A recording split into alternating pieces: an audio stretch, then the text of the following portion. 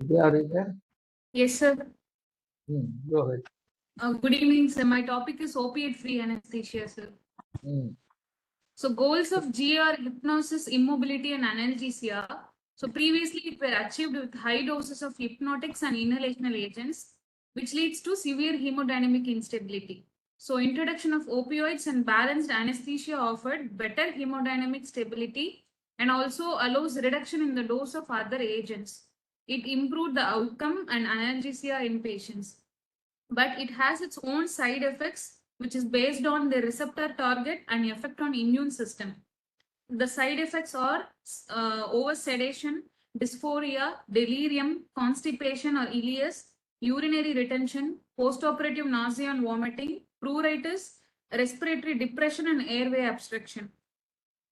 So it also inhibits both cellular and humoral immunity, which can lead to early cancer recurrence in cancer surgeries. So opioid-free anesthesia reduces common side effects and also life-threatening side effects. It also promotes rapid recovery. So it has recommended in ERA's protocol to reduce or avoid perioperative opioid usage. So aim of perioperative usage is providing anesthesia by avoiding opioids without compromising hemodynamic stability. So it can be achieved by multimodal anti-nociceptive approach, which targets various points of pain pathway with two or more non-opioid adjuvants, which has additive or also synergetic effects, allowing a reduction in the side effect of each, maintaining hemodynamic stability. Pain pathway includes the neurotransmitters like glutamate, noradrenaline, GABA, and serotonin, which involved in heart rate and BP regulation. So, which opens the possibility of using other pharmacological agents, which acts on ascending and the descending pathways. The drugs are ketamine, lignocaine, alpha-2 agonist, beta blockers, magnesium sulfate, dexamethasone, gabapentinoids, paracetamol, and NSAIDs. Ketamine is the most commonly used drug which has better hemodynamic stability, which blocks the NMDA receptor and leads to a decrease in the influx of sodium and the calcium. It has an anti-hyperalgesic and anti-allodynamic and anti-tolerance effect.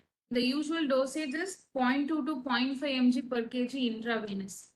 Alpha-2 agonist, the ideal agents are dexmedetomidine and clonidine, which are included in ERA's protocol, both as peripheral and central anti-nociception. Its action is by stimulation of alpha-2 receptor at substantia gelatinosa in the spinal cord and dorsal horns, which releases the nociceptive release of neurotransmitters.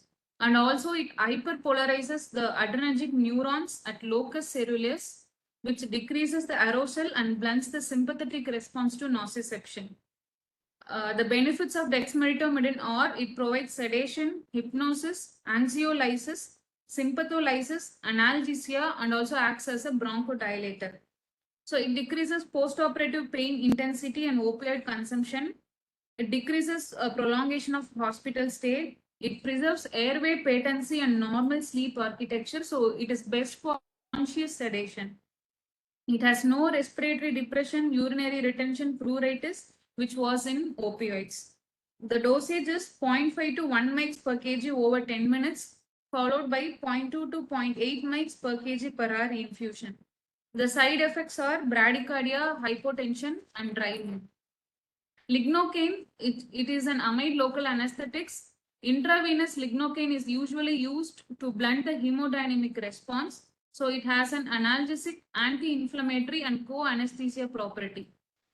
It also acts by down-regulating the neutrophil degranulation along with sodium channel blocking property. Dosage is 1 to 2 mg per kg loading dose, followed by the infusion of 1 to 2 mg per kg per hour, which should be stopped within 1 hour of surgery to prevent loss. It decreases anesthetic and opioid requirement. It reduces the incidence of post-op nausea, vomiting. It also helps in faster returning of bowel function, improved quality of recovery. Magnesium, which also acts on NMDA receptor along with its effects on calcium influx. It prevents central sensitization of pain pathway. The dosage is 30 to 50 milligram per kg IV bolus, followed by 10 to 15 milligram per kg IV infusion. So caution should be on magnesium toxicity. It requires regular monitoring. And also the side effects are potentiation of neuromuscular blockade and hypnotics, hypotension. So it is best when it is combined with ketamine and it has a better hemodynamic stability. Gabapentinoids, the two clinically used common drugs are gabapentin and pregabalin. They act on alpha 2 delta 1 subunit of presynaptic calcium channel. So they inhibit neuronal calcium influx. So they're best used in neuropathic pain. They decrease the release of excitatory neurotransmitters such as substance P, glutamate, calcitonin gene-related peptide from primary afferent nerve fibers. So it prevents central sensitization, hyperalgesia, and allodynia. It also has the property of anxiolytic. The only side effect is it has excess post-op sedation in some patients.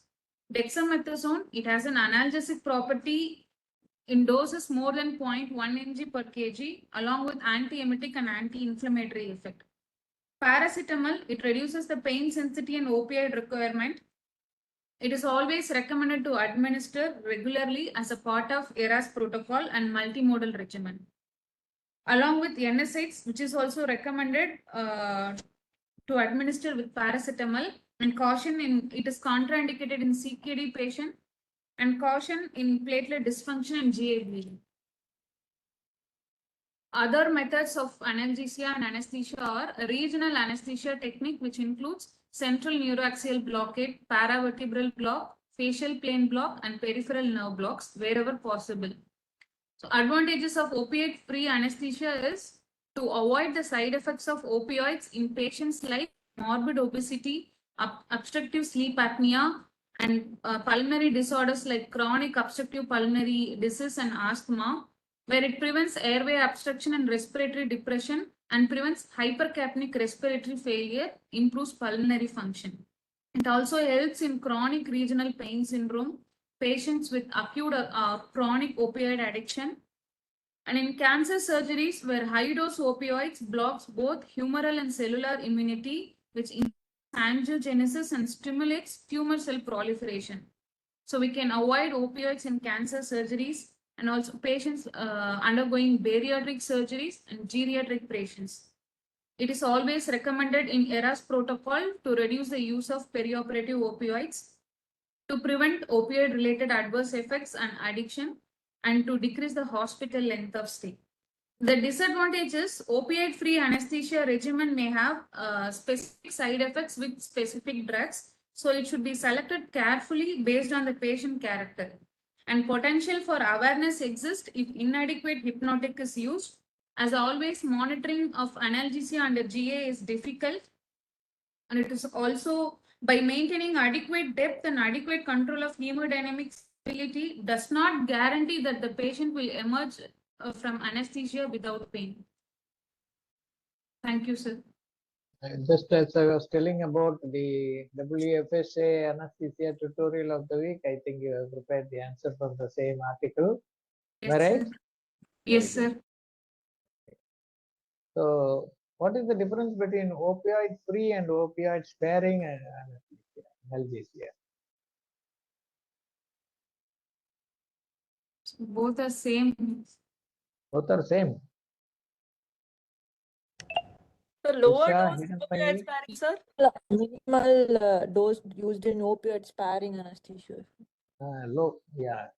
Opioid sparing, you don't completely avoid opioids.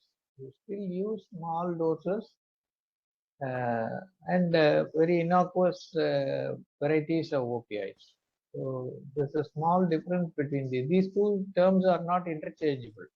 If you say opioid-free anesthesia, OFA, that means you should not use any type, even tramadol is considered as a weak opioid, whereas tramadol can be used in opioid-sparing analgesia. Okay? So usage of mild opioids and small doses is permitted in opioid-sparing anesthesia, whereas in opioid-free, totally you are supposed to avoid all these things.